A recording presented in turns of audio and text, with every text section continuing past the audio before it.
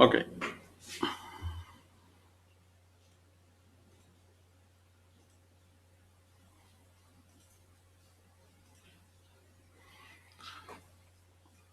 Ahora, otra vez, ¿cómo se programa una FPGA?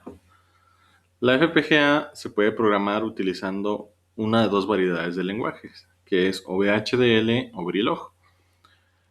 Ambos son lenguajes de descripción de hardware.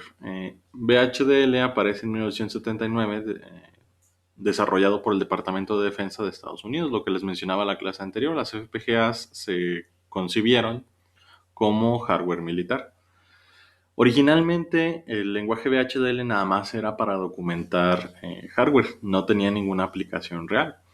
Hasta muchos años después de que se publica el hardware en 1981, que el Departamento de Defensa lo libera y la IEEE lo estandariza, aparecen las primeras tarjetas reconfigurables. Entonces el Departamento de Defensa pues toma el hardware porque le sirve bastante. Las diferencias entre los lenguajes pues es que VHDL aparece en el 79 como el lenguaje original y Verilog aparece en 1985 como una alternativa a VHDL. Mientras que VHDL es de desarrollo militar, Verilog es de desarrollo industrial. VHDL le antecede unos años, 6 años a Verilog, pero esto es tomando la fecha de creación. Si tomamos en cuenta la fecha de publicación, que es del 81, no son tan dispares ambos lenguajes. Ahora, ambos están pensados para describir hardware. La diferencia es que VHDL es un lenguaje desarrollado sin otros lenguajes de programación en mente. Es decir, el ejército se da cuenta de que existen estas cosas que se llaman lenguajes de programación y que permiten acumular un montón de información en poco espacio. Entonces ellos se inventan un lenguaje de programación que les ayuda a documentar hardware. Sin embargo, no tenían el objetivo de que ese lenguaje, el VHDL, se pareciera a nada más. En cambio, el lenguaje Verilog, cuando aparece, pues como lo desarrollan programadores que tienen experiencia en lenguaje C y otros lenguajes, hacen que el lenguaje se parezca más a C. Entonces, VHDL es un lenguaje propio y Verilog se parece mucho a C. Otra de las diferencias es que VHDL es fuertemente tipificado. ¿Eso qué significa? Para los que hayan llevado programación, pues significa que yo no puedo mezclar diferentes tipos de variables. Es decir, yo a un entero no le puedo asignar un valor flotante, ni viceversa. Yo a una cadena no le puedo asignar un valor de carácter, ni viceversa. Y así sucesivamente. ¿Sí? Yo no puedo mezclar los tipos de valores aunque se parezcan. ¿Sí?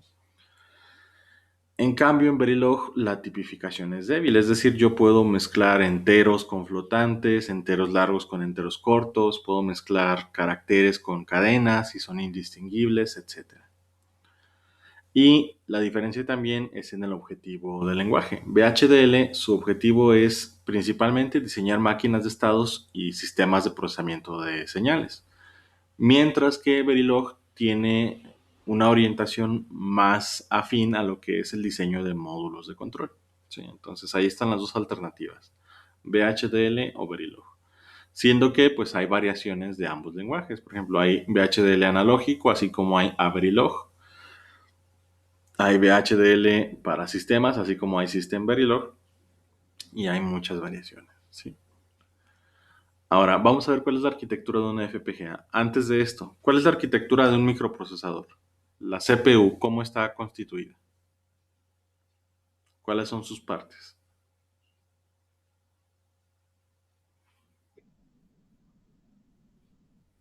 Ujú, tiene memoria RAM y ROM. ¿Qué más? Ajá, una ALU, ¿qué más?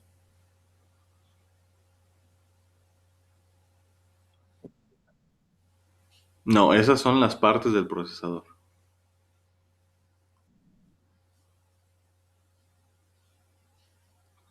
¿Qué más contiene la CPU?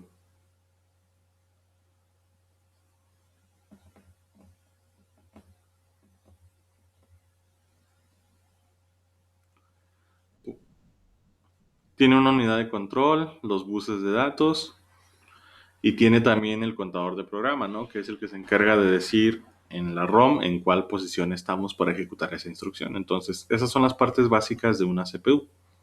Ahora, si yo me voy a la FPGA no tiene ninguna de esas partes. La unidad básica de una FPGA es lo que se conoce como el bloque LUT, que es este que están viendo en la pantalla. Este bloque LUT o Lookup Table es donde se van a definir las funciones de mi sistema, es decir, el hardware que va a emular. La clase anterior veíamos que la FPGA emula hardware, ¿sí? En lugar de ejecutar instrucciones, lo que hace la FPGA es emular hardware. Aquí estamos viendo que la LUT está constituida por 3 multiplexores y un bloque de registros de 4 bits. Ahora, ¿cómo funciona esto?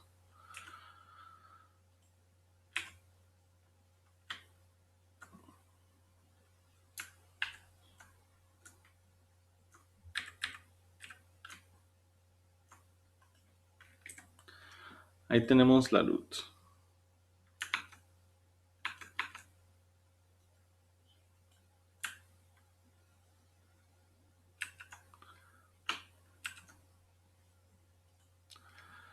Y aquí pues lo que voy a hacer es,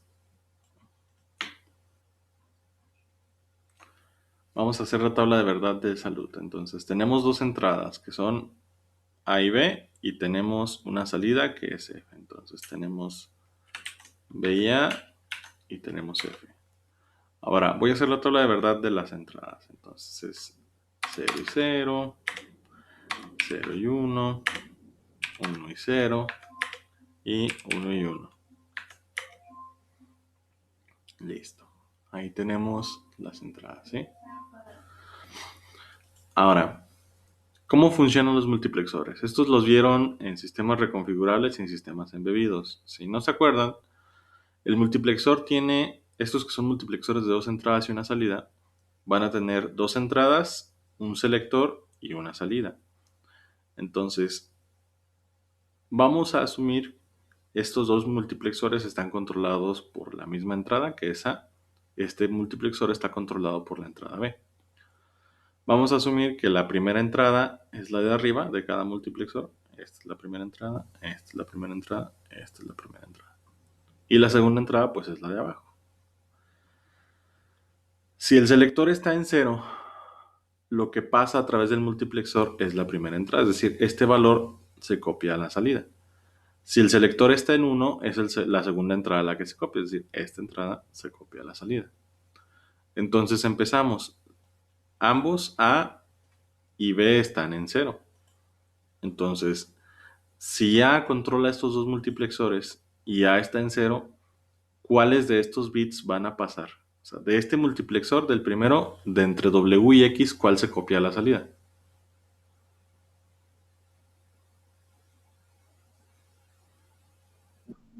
W se va a copiar a la salida. Entonces, W. Ahora, si cambio el valor de A, bueno, W se copia a la salida. Aquí tenemos W. Y de este multiplexor, entre Y y Z, ¿cuál se copia a la salida?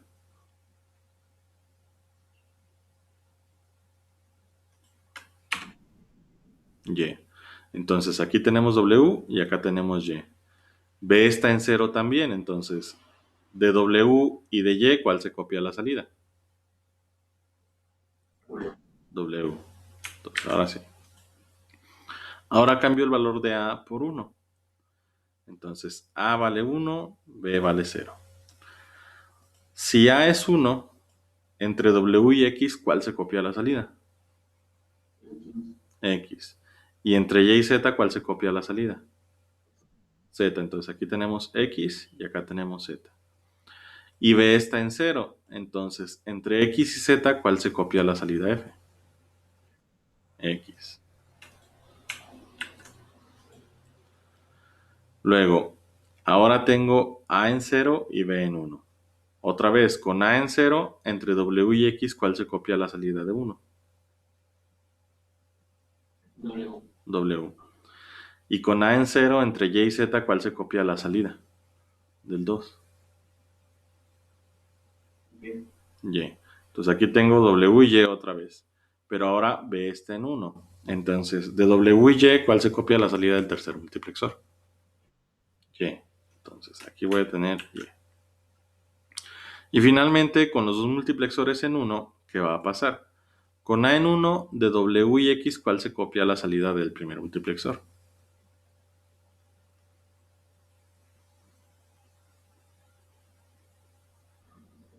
X. Y de entre X y, perdón, de Y y Z, ¿cuál se copia a la salida del segundo multiplexor?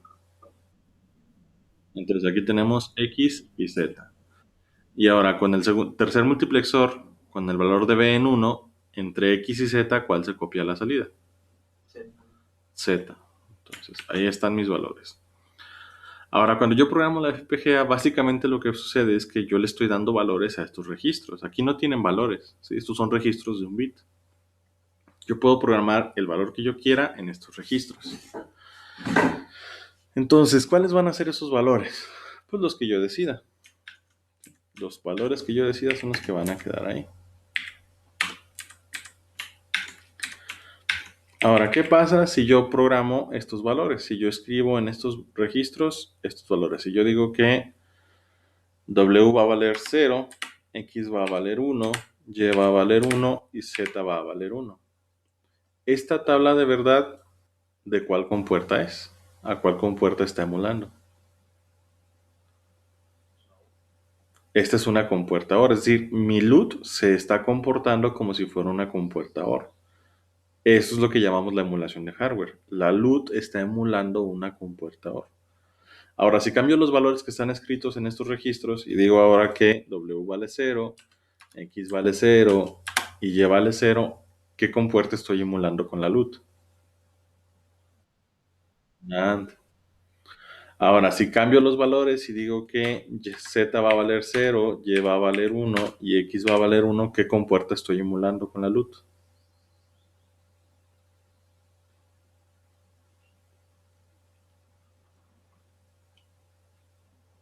Una compuerta XOR.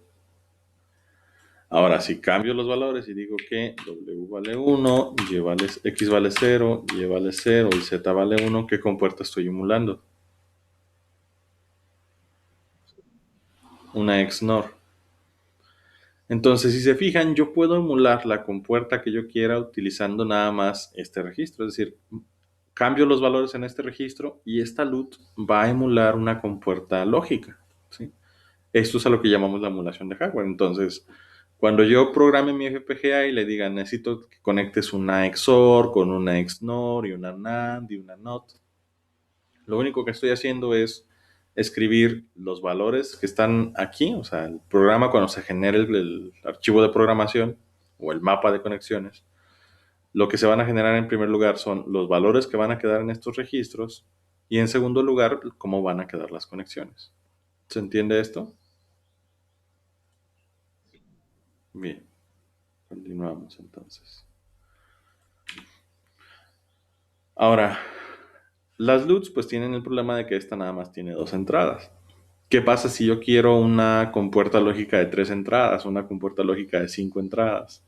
O si yo quiero hacer un registro de memoria de 6 bits o de 8 bits. Necesitaría estar conectando y desconectando las LUTs. Para minimizar ese proceso, lo que se construye es un bloque ALM o el módulo lógico aritmético. Este módulo es análogo a lo que sería la ALU en el procesador, pero no es lo mismo. La unidad lógica aritmética del procesador, pues lo que se encarga es de hacer nada más las operaciones lógicas o aritméticas, siendo que las operaciones lógicas están limitadas por la estructura de la ALU y las operaciones aritméticas también. En cambio, la ALM pues va a tener las operaciones lógicas que yo quiera, ¿sí? Yo aquí voy a programar las operaciones lógicas que a mí se me dé la gana. Esto es básicamente 4 LUTs juntas, ¿sí? Si se fijan, tenemos 8 entradas, entonces son 4 LUTs juntas que están trabajando en conjunto. Y con esto pues yo ya tengo la flexibilidad de poder hacer funciones lógicas mucho más complejas. Adicionalmente, a las LUTs se les agrega un bloque de sumador lógico, ¿sí? Estos sumadores, pues lo que van a estar haciendo es que si necesito yo hacer operaciones aritméticas, estos bloques se van a encargar de hacer esas operaciones, las básicas al menos, que es la suma. Y acuérdense que con suma yo puedo hacer multiplicación, resta y división. ¿Sí? Acuérdense que la suma es la operación básica en binario y si yo hago complemento y suma, eso es resta. Si hago suma iterada, eso es multiplicación y si hago resta iterada, eso es división. Adicionalmente, se agregan a este bloque registros de memoria, es decir, este bloque también tiene la posibilidad de guardar datos en memoria. Entonces, bloque lógico, bloque aritmético y bloque de memoria. Estos tres bloques van a formar la ALM, que esto sí es el módulo básico con el que vamos a interactuar en la FPGA. ¿Se entiende?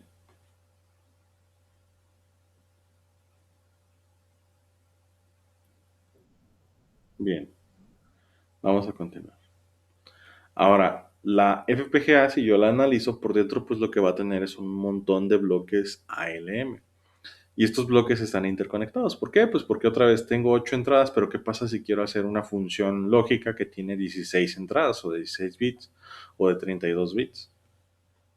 Lo que voy a tener pues es la posibilidad de interconectar varias ALM en paralelo o en serie. Aquí voy a tener los bloques ALM y estas pequeñas líneas de interconexión. Estas líneas de interconexión llegan a estos cuadritos amarillos que dependiendo de la arquitectura de la FPGA que usemos, estos cuadritos amarillos pueden ser o con puertas, perdón, transistores de compuerta flotante, multiplexores, con puertas de paso, pueden ser diferentes estructuras, pero en todas las FPGAs básicamente lo que hacen estos cuadritos es determinar hacia dónde está conectada esta línea. Es decir, esta línea puede seguir hacia adelante, puede conectarse hacia arriba o puede conectarse hacia abajo. Estos cuadritos son básicamente direccionadores. Es lo que se llama o se menciona normalmente como fusibles, que en realidad no son fusibles. Son dispositivos selectores. ¿Sí? Entonces, dependiendo de cómo esté configurado esto, yo puedo, por ejemplo, conectar dos ALMs en serie, puedo conectar ALMs en paralelo y yo puedo hacer los arreglos de conexiones que yo quiera. Entonces, para hacer diferentes funciones en la FPGA, pues lo que sucede es que se programa la LUT con valores y se programa la del direccionamiento entre ALMs. Así es como va a funcionar mi FPGA. Y ya diferentes operaciones, pues requieren diferentes tipos de conexiones. ¿Se entiende todo hasta aquí? ¿Alguna pregunta?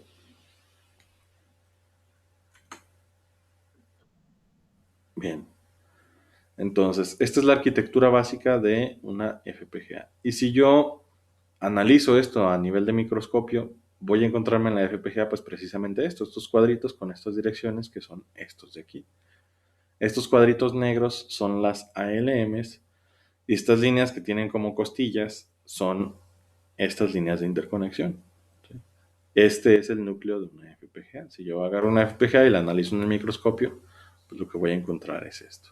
¿Sí? Ahí está el interior del núcleo de una FPGA. ¿Preguntas hasta el momento?